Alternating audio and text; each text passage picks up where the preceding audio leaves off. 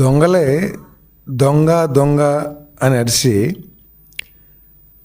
ప్రజల్ని తప్పుదోవ పట్టించడానికి ఏ విధంగా ప్రయత్నం చేస్తారో అదేవిధంగా వైఎస్ఆర్ కాంగ్రెస్ పార్టీ వాళ్ళు నిన్న తాము అధికారంలో ఉన్నప్పుడు చేసిన పాపాలను కప్పిపుచ్చుకోవటానికి ఈ విద్యుత్ ఛార్జీల పెంపు అని చెప్పేసి అబద్ధాలు ప్రచారం చేస్తూ పెద్ద షో క్రియేట్ చేస్తానికి ప్రయత్నం చేశారు.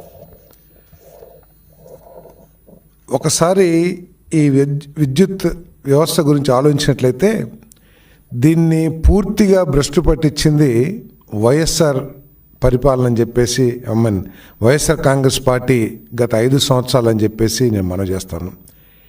ఏదైనా వ్యవస్థని నిలబెట్టి దాన్ని సస్టైనబుల్ చేయాలంటే కొన్ని స్వార్థాన్ని వదులుకొని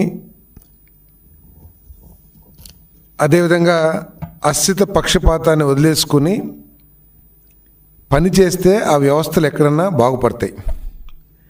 కానీ గత ప్రభుత్వం ప్రతి వ్యవస్థని కూడా చిన్నాభిన్నం చేసి కేవలం స్వార్థంతో అనుభవరాహిత్యంతో తమ వాళ్ళకి దోచిపెట్టడానికే అన్నట్లు అధికారంలోకి వచ్చిందన్నట్లు ప్రవర్తించడం మూలంగా విద్యుత్ వ్యవస్థ అంతా కూడా భ్రష్టు పట్టిపోయిందని చెప్పేసి ఈ సందర్భంగా నేను మనవి చేస్తా ఉన్నాను. నేను ఒకసారి ఆలోచన చేసినట్లయితే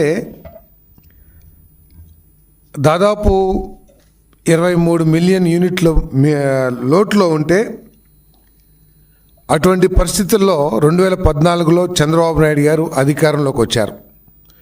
వచ్చి 2019 కల్లా మిగులు రాష్ట్రాన్ని విద్యుత్ మిగుల్లోకి తీసుకొచ్చి ఆ రోజు జగన్మోహన్ రెడ్డి గారి చేతిలో పెడితే ఈరోజు ఏ విధంగా విద్యుత్ వ్యవస్థ అంతా కూడా నాశనం అయిపోయి ప్రజల మీద లక్షల కోట్ల భారం ఏ విధంగా పడుతుందో ఓసారి ఆలోచన చేయాల్సిన అవసరం ఉందని చెప్పేసి మనం చేస్తాను. ఏమైనా రాష్ట్రంలో వనరులు లేవా అంటే రాష్ట్రంలో ఉన్నన్ని వనరులు దేశంలో ఏ రాష్ట్రంలో కూడా లేవనేది వాస్తవం. కేవలం జగన్ అవినీతి అదేవిధంగా కక్ష సాధింపు చర్యల మూలంగానే ఈ విద్యుత్ వ్యవస్థకి ఈ దుస్థితి పట్టిందని చెప్పేసి నేను మనవి చేస్తా ఉన్నాను. 5 సంవత్సరాల గత ప్రభుత్వ పరిపాలనలో 10 సార్లు విద్యుత్ ఛార్జీలు పెంచి దాదాపు 32,000 కోట్ల రూపాయల భారాన్ని ప్రజల మీద వేసిన విషయాన్ని మరి ఈరోజు ఒకసారి జ్ఞాపకం చేసుకోవాల్సిన అవసరం ఉంది, ప్రత్యేకంగా వైఎస్ఆర్ కాంగ్రెస్ పార్టీ నాయకులని చెప్పేసి మనం చేస్తాను. మైలవరం సోలార్ ప్లాంట్లపై దాడి చేసి ఏదో కొంప మునిగిపోయింది, నేనేదో ఉద్ధరించేస్తాను అని ప్రజలకి కల్లబొల్లి మాటలు చెప్పి అసెంబ్లీని పక్కదోవ పట్టించే విధంగా మాట్లాడి 7,000 మెగావాట్లకి ఉన్న అగ్రిమెంట్లని రద్దు చేసి ప్రపంచం అంతా కూడా ముక్కును వేలేసుకునే విధంగా చేశారు. కేవలం రద్దు చేయటమే కాదు, ఆ రద్దు మూలంగా ప్రపంచవ్యాప్తంగా ఈ రాష్ట్ర ప్రభుత్వం మీద గత ప్రభుత్వంలో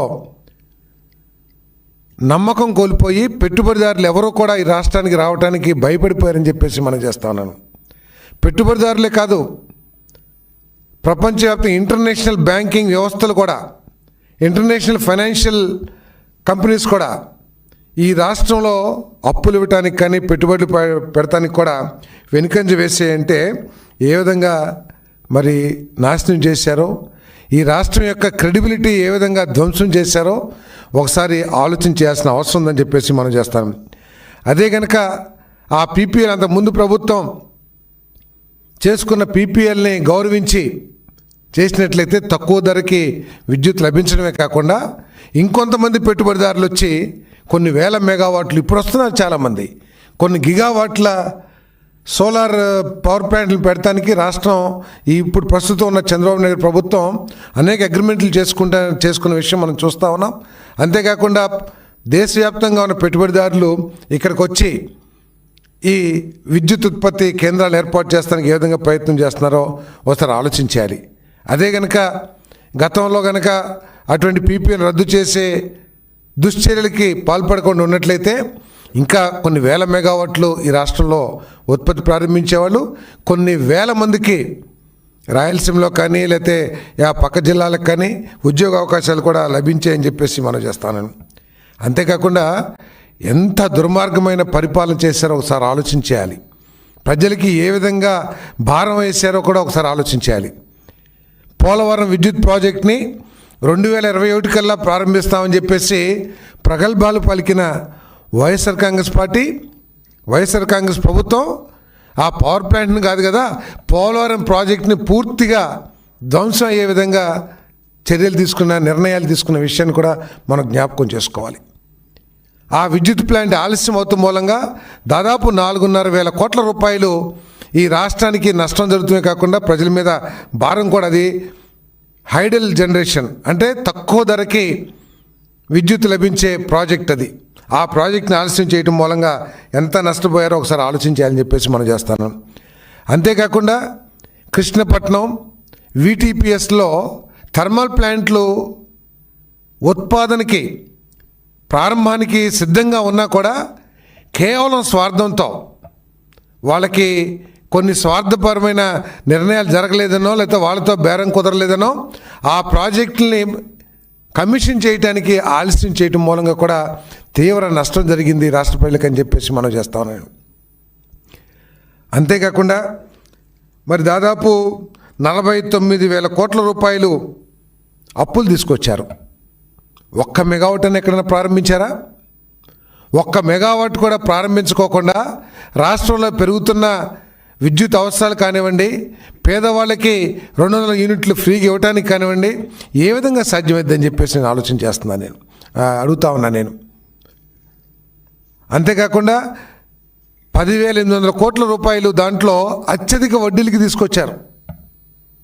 సో ఈ విధంగా పూర్తిగా నష్టపరిచి ప్రజల మీద భారం పడే విధంగా చేసిన వైఎస్ఆర్సీపీ ఈరోజు ఏదో వాళ్ళు ఏదో పద్ధతులకు మెల్లే దొంగ అని అంటే ప్రజలు మర్చిపోతారనే ఉద్దేశంతో ఈ కార్యక్రమాలు చేశారని చెప్పేసి నేను మనవి చేస్తా ఉన్నాను. అంతేకాకుండా స్వార్థం, ఎంత స్వార్థం అంటే వారికి కావాల్సిన వాళ్ళకి ఆర్డర్లు ఇవ్వడానికి కొన్ని వేల కోట్ల రూపాయలు కొన్ని సంస్థలకి కొన్ని ఉపయోగకరమైన పరికరాలను కొని ఆర్డర్స్ ఇస్తే పర్వాలా, అసలు అవసరం ఉన్నా లేకపోయినా కొన్ని లక్షల ట్రాన్స్ఫార్మర్లు, కొన్ని లక్షల ఎర్త్ పైపులు ఈరోజు ప్రకాశం జిల్లాలో తుప్పల్లో చెట్లలో పడిపోయి ఉన్నాయి ట్రాన్స్ఫార్మర్లన్నీ కూడా. అది కాకుండా ఎర్త్ పైపులను కొన్నారు, కొండల్లాగా పేర్చి పెట్టేశారు. ఈరోజు వాటిని ఏ విధంగా వాడుకోవాలో కూడా అర్థం కాని పరిస్థితుల్లో ఉన్నాయి. ఎంత ఆర్థిక భారం పడుతుంది? అవన్నీ కూడా ఆర్థిక భారం అంతా కూడా ఎవరి మీదకి ట్రాన్స్ఫర్ అవుతుంది? వినియోగదారుడి మీదకే కదా. అంతేకాకుండా కేంద్ర నిధులతో ప్రారంభించిన విద్యుత్ పనులు కూడా దేశంలో ఏ రాష్ట్రంలో కూడా లేని విధంగా రేట్లు నిర్ణయించి దోచిపెట్టడానికి ప్రయత్నం చేశారా లేదా అని చెప్పేసి నేను ప్రశ్నిస్తా ఉన్నా నేను. సో అవన్నీ కూడా నష్టాలన్నీ కూడా ఎక్కడికి ట్రాన్స్ఫర్ చేస్తారు?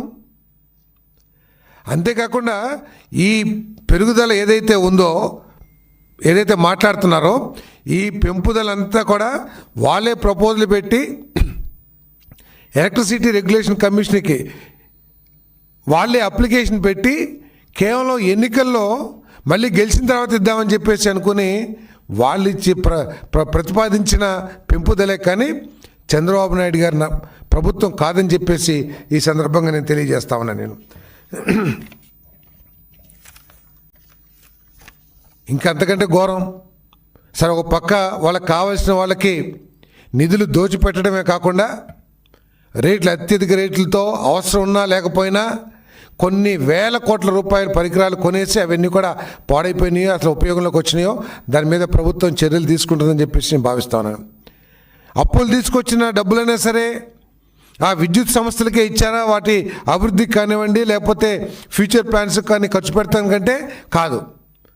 అప్పు తీసుకొచ్చిన డబ్బుల్ని తన ఇష్టారీతిన ఖర్చు పెట్టడం కోసం ఏ విధంగా డైవర్షన్ చేశారో ఆ కేవలం ఎలక్ట్రిసిటీయే కాదు సుమా, అన్ని డిపార్ట్మెంట్లో కూడా అప్పులు తీసుకొచ్చి రకరకాల కార్పొరేషన్ పేర్లు తప్పులు తీసుకొచ్చి ఏ విధంగా డైవర్షన్ చేశారో ఒకసారి ఆలోచించాల్సిన అవసరం ఉందని చెప్పేసి మనం చేస్తాను. నేను హిందూజాకి సప్లై చేయని కరెంటుకి కేవలం వారి చేతకానితనం మూలంగా 1,400 కోట్ల రూపాయలు విద్యుత్ ఉత్పత్తి చేయకపోయినా కూడా వీళ్ళ నిర్వాహకం మూలంగా విద్యుత్ని తీసుకోపోవటం మూలంగా కొన్ని తప్పు నిర్ణయాలు చేయటం మూలంగా 1,400 కోట్ల రూపాయలని హిందూజాస్కి చెల్లించారు. దానివల్ల ఏమి లాభం జరిగిందో తెలుసా? ఆనాటి పెద్దలకి కూకట్పల్లిలో 10 ఎకరాలు భూమిని ట్రాన్స్ఫర్ చేశారని చెప్పేసి అందరూ చెప్పుకుంటూ ఉన్నారు ఆ రోజుల్లో. అంటే అటువంటి అవినీతి స్వార్థపూరిత చర్యల మూలంగా ఈరోజు ప్రజలపై భారం పడుతుందని చెప్పేసి మనం చేస్తాను. ఇటీవల మనం చూసాం, ఇదేదో మన రాష్ట్రంలోనో లేదా సిఐడినో వాళ్ళు చేసింది కాదు. అమెరికాలో కోర్టులో ఈయన సెకీ ద్వారా ఏదైతే పవర్ కొన్నారో, సోలార్ పవర్ కొన్నారో దాంట్లో 1,750 కోట్ల రూపాయలు ఈయనకి ముట్టినాయి అని చెప్పేసి అమెరికా కోర్టులు చెప్తున్నాయి. అమెరికా ఇన్వెస్టిగేటింగ్ ఏజెన్సీస్ చెప్తా ఉన్నాయి.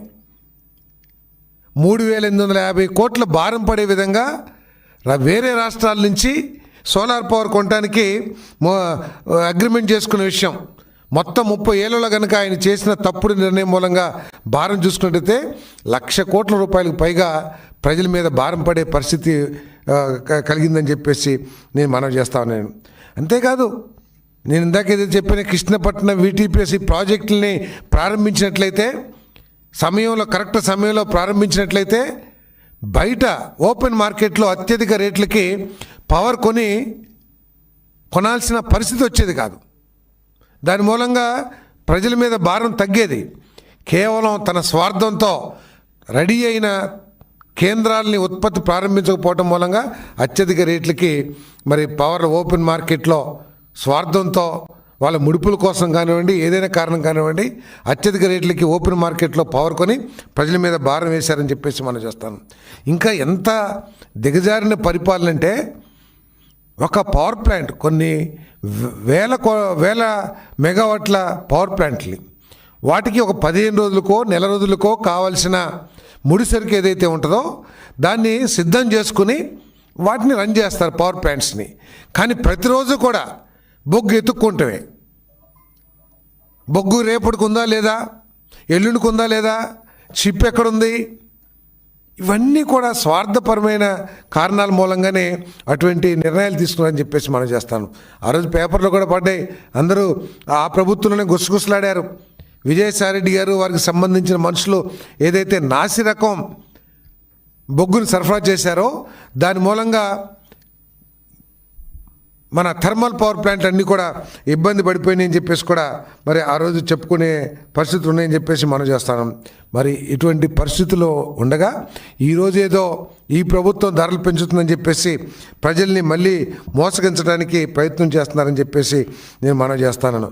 గతంలో చంద్రబాబు నాయుడు గారు అధికారులు ఉండగా దాదాపు 20,000 మెగావాట్ల విద్యుత్ సామర్థ్యం గల విద్యుత్ ప్లాంట్లని ప్రారంభించడం మూలంగానే ఆ రోజు ఫ్రీ కరెంటు అగ్రికల్చర్కి ఇవ్వగలిగాం, 200 యూనిట్లు SC STలకి ఇవ్వగలిగాం. అదేవిధంగా ₹1.5కే మన అక్వా రైతులకి విద్యుత్ ఇవ్వగలుగుతున్నాం అని చెప్పేసి కూడా ఈ సందర్భంగా మనం చేస్తామని. ఈరోజు ఒక్కసారి చూసినట్లయితే విద్యుత్ ఛార్జీల భారం 32,166 కోట్ల రూపాయలు గత 5 సంవత్సరాల్లో వైఎస్ఆర్ ప్రభుత్వం ప్రజల మీద భారం వేసిందని చెప్పేసి మనం చేస్తాం. విద్యుత్ సంస్థలపై దాదాపు 50,000 కోట్ల రూపాయలు అప్పులు పెంచడం జరిగింది. VTPS కృష్ణపట్నం థర్మల్ ప్లాంట్ల ఏర్పాటులో జాప్యం మూలంగా దాదాపు 12,618 కోట్ల రూపాయలు నష్టం కలిగి ఆ నష్టాన్ని ప్రజల మీద భారం వేసే పరిస్థితి కూడా వచ్చిందని చెప్పేసి మనం చేస్తాం.